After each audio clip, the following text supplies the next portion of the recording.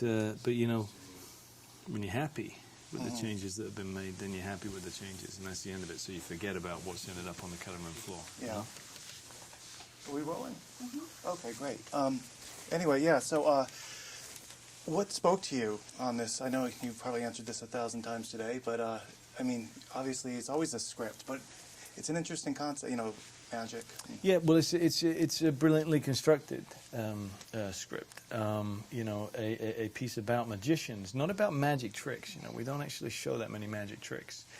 Editing and everything nowadays means that there's not that much to be impressed with. You know, at seeing magic tricks on film, but about the nature of magicians and the rivalry between these two men, and the nature of rivalry, but what I loved was the construction of the secrets that are just essential and intrinsic to these characters and necessary for their craft, but also for their lives, but also the construction that the movie itself is revealed to be a magic trick. You know.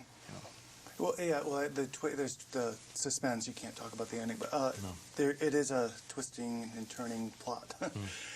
Now, obviously, you've worked with Christopher before, Batman. But how did this all come about after you had worked together? Did you know about this a long time? I knew about it Okay. before Batman. We'd spoken about it. Just we were, you know, having someone to eat together, and we were talking about projects that we both had in mind for following up, you know, from Batman.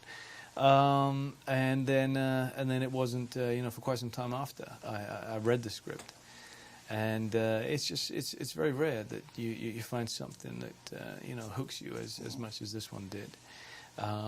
I think that not only was it a very exceptional script, I think it's become, you know, a truly exceptional movie. And so yeah, you know, I contacted Chris and just said, yeah, I wanted in. I liked Borden. I wanted to play him, and you know, just let me know if you can see me as anything other than Bruce Wayne. You know, because well, I mean, naturally, you know, you get some people you work together, and they want you to stay as that character that they've worked with you. You know.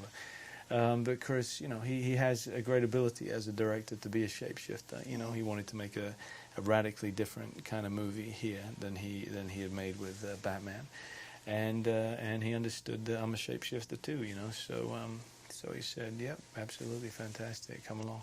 And also, your co-stars also has played a superhero. I mean, that's kind of interesting. Did you guys talk about that? You know, it's really something that's come to light more in my mind just in the last few days with journalists starting to talk about it and everything.